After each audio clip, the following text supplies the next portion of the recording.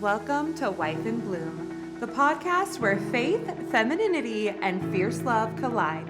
I'm Ashley, a Christian wife and mom, but mostly a woman on a mission to help you break free from shame, insecurity, and limiting beliefs, so you can fully embrace the confident, capable, and joy-filled wife that God created you to be. Here, we talk about real intimacy, renewed mindsets, and growing stronger in marriage and in Christ. If you're ready to bloom where you're planted, love with purpose, and finally feel at home in your body, your role, and your calling, you're in the right place. Let's bloom together.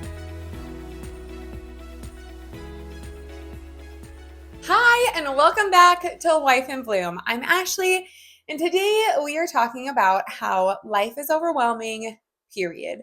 We're overwhelmed because life has gotten heavy. Really heavy sometimes, right? And we have been carrying it like we're supposed to be fine, that the level of weight that we're carrying through life is not what our brains, bodies, and hearts were built for. And I personally want to name what overwhelm feels like, because it's not always dramatic. Sometimes overwhelm is just this constant hum in the background, like you can't focus even when you have time, and you forget things because there are too many things to remember, or you get irritated more than you want to be, or you feel guilty when you rest. These are all things that are happening because of overwhelm. Your to-do list lives in your head, and your head is tired. And what makes it worse, in my opinion, is the kind of advice that is everywhere. Like, wake up earlier, get disciplined, create the perfect morning routine, make a better schedule, which, listen, I'm a pretty big believer in all of those pieces of advice, and they've served me well at different seasons in my life. Our actual word for the year is discipline. I think that they have a place. You know, everybody knows I'm crazy, and we've reached the earliest that I think a person can reasonably get up in the morning without just staying up. And by themselves, those things might work if your problem is that you have too much free time and not enough motivation. But for most of us, our problem isn't motivation. Our problem is capacity. And sometimes we are so far over capacity that our processor is completely down. Overwhelm happens when life requires more from you that your nervous system can sustainably give.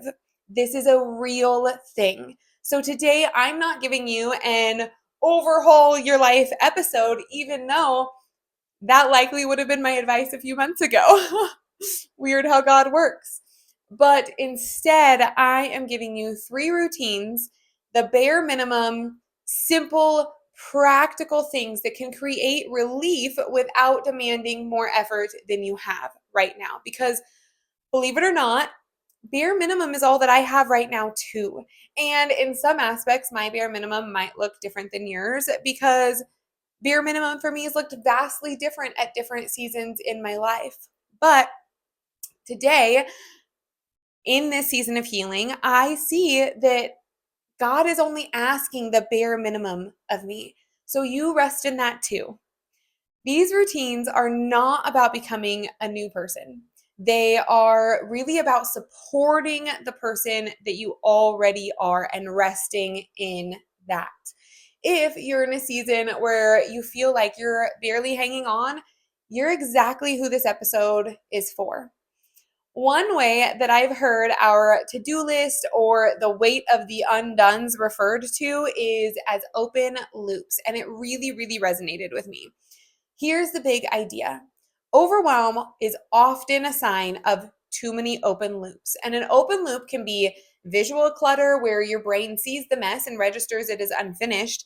It can be mental clutter, remembering 1,000 tasks, emotional clutter, unspoken needs, unsolved tension, decision clutter, too many choices, right? All day long. And your brain is not designed to hold 42 open tabs all day long and then gracefully sleep at night, or be able to relax when we're winding down. So these routines do something really well. They close loops. They give our day like a beginning that stabilizes us, a midday that kind of helps regulate you, and then an ending that's a nice release. And it isn't productivity, it is containment. And when your life feels contained, it feels much, much more manageable. So let's get into it. Routine number 1 is the 5-minute morning reset. And I am calling it that because I want to remove the pressure immediately. It is not an hour. It's not a miracle morning. It's not 27 steps. It is literally 5 minutes. Because a lot of us, when we wake up first thing in the morning, we just instantaneously absorb stress, right? We check our phone, we check our messages, we check what we missed, who needs us. We have all of this hitting our minds often before we're even out of bed. We haven't even checked in with ourselves. Talk about overwhelm, right? So before you pick up your phone, do the 5-minute morning routine. It's just 5 minutes. It is 3 steps. First step, make the bed. This may sound too small to matter, but it matters a lot. Your environment speaks to your brain. And when your environment feels chaotic, your brain stays on alert. That is science. So make the bed right after you get out of it. Long ago, we didn't used to do this, and we realized how important it really was and how that one tiny, quick step really changed our day. And it actually got to the point where we noticed that on weekends, our morning routine was different because often we wouldn't make our bed right when we got up, and we just kind of looked at it as like a nice lazy weekend thing to do, which we always had the intention of doing it later. However, what would happen? Well, our room felt like it would spontaneously get messier. I swear, like spontaneously every single weekend. And then some days we wouldn't even end up making the bed at all. And I started realizing, one, I hate getting into a bed that is not made. I hate it, absolutely hate it. And our entire day went more poorly because of that one tiny step. Seriously. So there have been mornings where my brain feels like a shaken snow globe where everything's just swirling, honestly, a lot of mornings. And we made the bed. And instantly, I felt more anchored. And not because it's not magical, but because my brain got the visual cue that something is handled. It's a win. It was just a little win. So make your bed. Step number 2 is drink water. And let me be really, really, really, really, really honest. This is an everyday work in progress for me. Basic, but powerful. Because when you're dehydrated, your body interprets it like stress. And I am learning that all too real as I'm sitting here drinking coffee instead of water. Your brain gets foggy and you get more irritable. You feel more tired. Everything feels harder. And I know, like I said, because I struggle with this more than the average bear. Water is a physical sign that says that we're cared for. And if you want to make this feel more automatic, do something like attach it to something that you already do.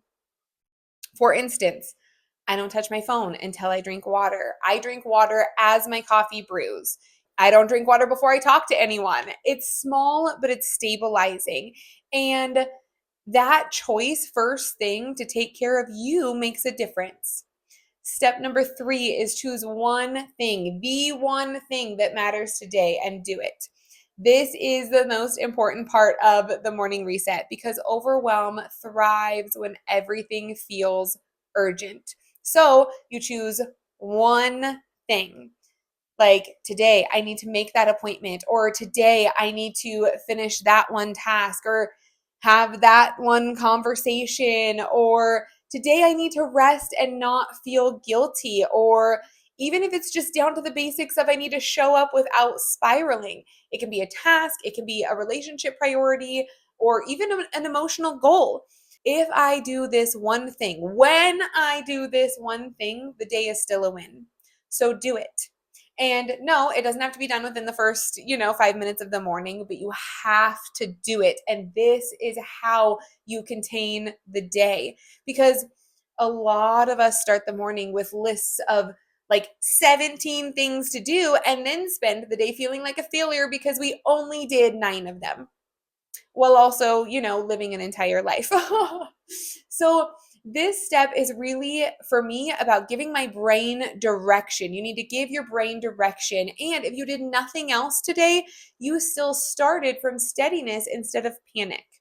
Okay, so routine 2 is what keeps the day from turning into basically an emotional pileup most of the time. It is the midday pause check in, because most meltdowns don't happen first thing in the morning. They melt somewhere around midday.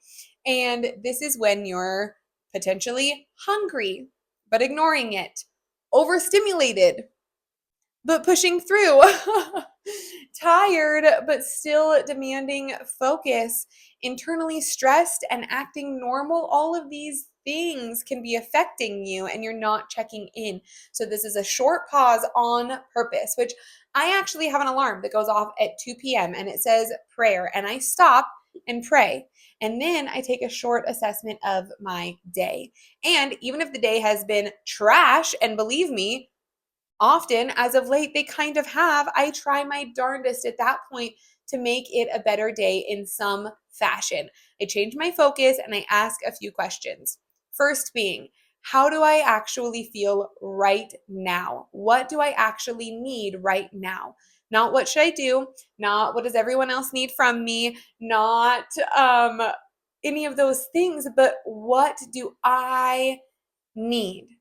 And I want to normalize that the answer is usually something small. It's not dramatic. It's usually something like, I need food because I either eat all day long or not at all. I need water. That's pretty much a guarantee, is I need water, or I need to step outside for 3 minutes, or I need to move my body because I've been tense all day. Maybe I need some quiet, or to stop multitasking for 5 seconds. Maybe you need reassurance, because that's what I need a lot. Maybe to ask for help. Really, sometimes it is just as easy as what I need mid-afternoon is to hear my husband's voice just for a minute, and it will change my entire day. Honestly, think about it. Most overwhelm is unmet needs showing up as irritability in some fashion, crying, snapping, zoning out, or just feeling overwhelmed like you can't do this. So if you've ever had a moment where everything feels too loud, too messy, too needy, and you're like, why am I about to lose it? A lot of times, if you really look at it, it's you haven't eaten, or you haven't drank any water for days, or you haven't had 1 second to yourself. You're not crazy, you're just under supported. And the first step comes from you supporting yourself. So, a mini checklist that I like to use, need to use better, is the body check. Hugely important for every human. However, if you are a chronic illness buddy, you really need to be doing a better job at taking audits of your body and really paying attention. Think about all the things that we discussed earlier. Have you eaten? Have you drank water? Have you moved? What can you do to support your body right now? And then number 2, the brain check, which probably is the most important few moments of my life right now, because it's just a real check in with your brain. Like, what is the loudest thought going on in my mind right now? Is that thought true? And can I find a smaller, truer thought just to ease some of that overwhelm? And step number 3 within this is next best step. What is the next most helpful thing that I can do, no matter what it is? And sometimes the next best step is literally that I need to go sit in my room for 2 minutes and breathe. Seriously. This check-in prevents you from living the second half of your day on complete autopilot. It turns you from being a person that is dragged by life into a person that is making a conscious choice inside life. And if you're like, Ashley, I don't have time for that, I want to lovingly say that's exactly why you need it. You need to make time for it. 1 minute check in can actually save you hours of a spiral. Routine number 3 is the nightly home reset. And this third routine is what keeps tomorrow from feeling like punishment right out of the gate. And it is probably my biggest hit of dopamine in the evening and a huge blessing in the morning, because a lot of us end the day with clutter everywhere and mentally unfinished conversations, tasks half done. There are so many things. There could be resentments simmering. And then we crawl into bed and wonder why we cannot relax. Your brain doesn't know that the day is over because nothing feels closed. So, this routine gives you closure, not perfection. I've actually heard it called the closing shift, and I love that. It brings me back to my waitressing days where we would clean everything all nice and get stuff prepped for the next shift, and it felt good to close out the day. And this is exactly that. Our family calls it a reset, which started years ago and it just kind of stuck. However, I really like closing shift. Here's what that looks like. Actually, before I move into that, I want to add a little caveat on this one. If you have kids or a spouse, this is an everyone habit. Everyone. Households run off of teamwork. And honestly, doing our nightly reset / closing shift with my husband, super attractive to me, and it's been great for our kids. So, step number 1 is to set a 15-minute timer, or at least when you start this habit. This is super important because it creates safety. If you just say that we're going to clean, everyone hears that this will never end. But that timer says that we're doing a small reset and we are not entering a cleaning vortex, right? 15 minutes. And when it goes off, you stop, and you're going to be shocked at what you can do by just a few sets of hands in 15 minutes on a mission. And step number 2 of it is to reset the main living spaces, not your entire house. The space that impacts you the most emotionally the next day, which is usually, the kitchen, the living room, the dining room, things like that. You want to walk into that space feeling the next morning, the counter that everything piles up on. And here's what reset means. It means to clean the surfaces, toss any trash, put away obvious things that you can easily. Just make the room visually calmer. It isn't about deep cleaning, it's about closing the day. And we've done several different things as a family, but what's probably helped us the most is that everyone kind of has a zone. It's their reset zone, and we rotate them, but find something that works for you and your family, right? And then step number 3 is to prep one thing for tomorrow. One thing, which, like coffee, seriously, that is a basic must for us. We get up super early and have a very specific morning routine, and a must includes walking down the stairs to freshly brewed coffee waiting for me. And this little evening task is such a blessing to future Carson and Ashley. Or you could lay out your clothes, especially if you're someone who deals with a lot of decision anxiety about what to wear the next morning. You could pack your lunch or at least prep your veggies. You could write your one thing on a sticky note for tomorrow. Like I said, this is such a kindness to your future self. And yeah, at some point, you may be able to habit stack. We have, like, my entire family has several small little habits that take a very short amount of time in our evenings, but one consistent act is all it takes to reap some really, really decent harvest in the elimination of overwhelm arena. And a phrase that you can say out loud in this is, tomorrow me is going to be so grateful. I seriously do this because it shifts the idea from a chore to care. And it helps you start treating yourself like someone that you don't have to consistently catch up with. So let's talk about a few reasons that these really work. One is they reduce decision fatigue. Most of us are exhausted by mid-afternoon, like we discussed, and it's not because we have run a marathon, but it's likely because we've made 200 tiny decisions, like what to eat, what to respond to, what to prioritize, how to handle a comment that someone made, when to do a task.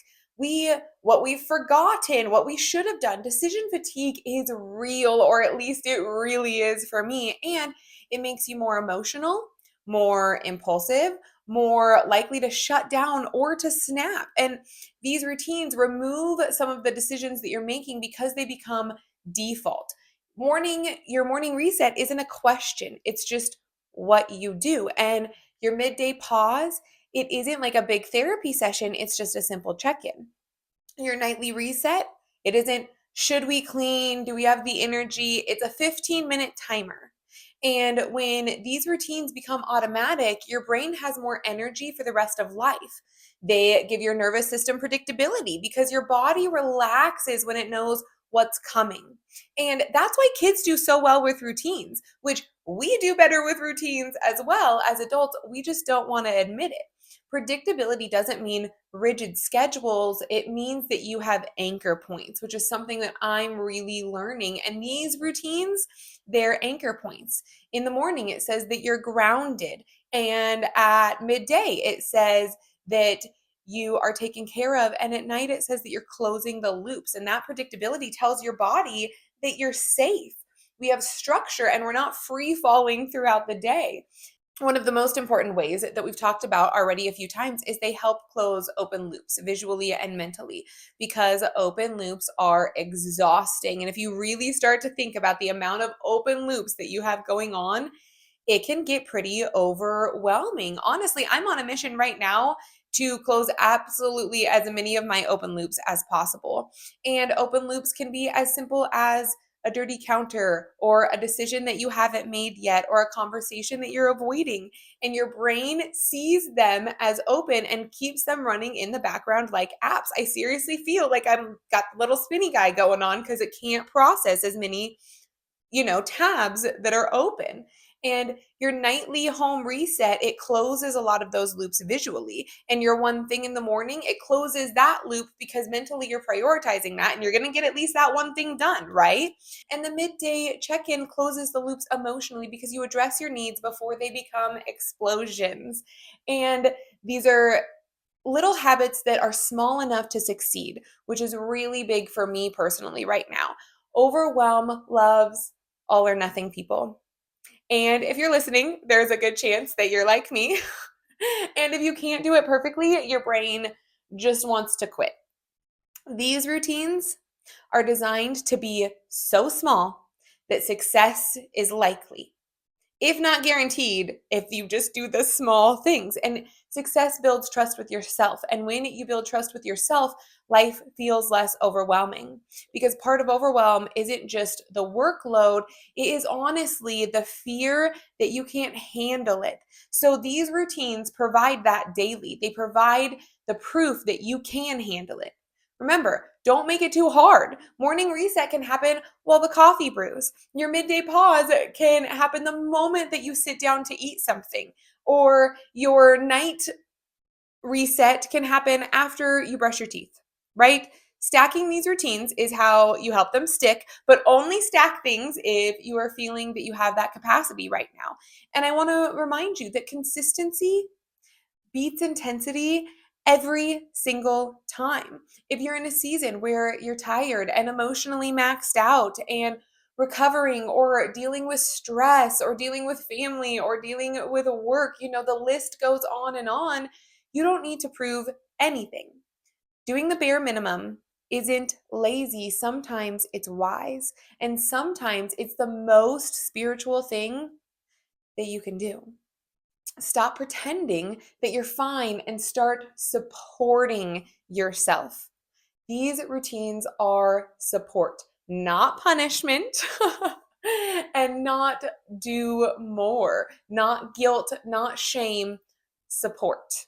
Okay, let's wrap this up. Your 3 routines are your 5-minute morning reset, which is bed made, water, and one thing that you are going to get accomplished today, no matter how small.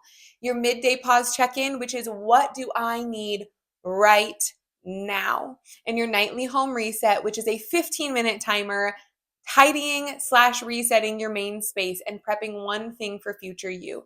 If you only do one of these things, you are already changing your life in a small but powerful way, because overwhelm doesn't disappear with one big moment. It dissolves through small rhythms that make your life feel safer to live. If this episode helped you at all, I would love for you to share it with a friend. And if you are listening and thinking, I need this, start today, not tomorrow, today. Go make your bed because you have got this. And until next time, keep blooming. Thanks for spending this time with me today, friend. If this episode spoke to you, don't just keep it to yourself. Hit subscribe so you don't miss what's coming next, and share it with a friend who's ready to bloom too. We're just getting started, and the best is yet to come. Until next time, keep growing, keep blooming, and remember, you are loved, you are chosen, and you are not alone.